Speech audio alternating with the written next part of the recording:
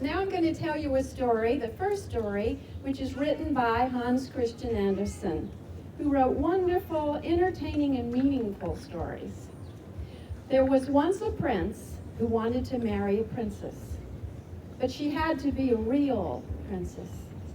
So he traveled far and wide all over the world trying to find one. But there was always something wrong. And so he came home again, sad because he had not been able to find a real princess to marry. One evening, there was a terrible storm outside. It lightened and thundered, and suddenly there was a knock at the door. The old king himself went down to open it. He opened the door, and there outside in the pouring rain stood a young lady, and she said she was a real princess. Now the water was pouring off of her hair and onto her clothes, into her shoes at the heels and out at the toes. But the king invited her in, and the prince's mother, the queen, when she heard that this was a real princess, she wanted to be sure.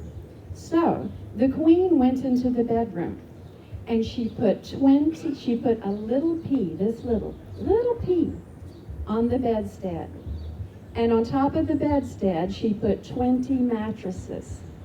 And on top of all those mattresses, she put 20 eider-down quilts.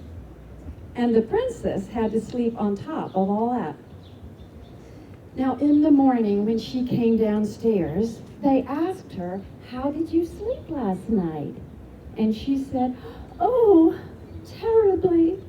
There was something hard in that bed, and no matter how I tossed and turned, it bothered me, and I must be black and blue all over."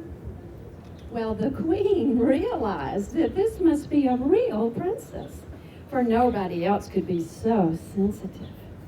And so the prince married her, and as for the pea, that was put in an art museum where it still may be seen, if nobody has taken it away. And that's the story of the princess and the bee.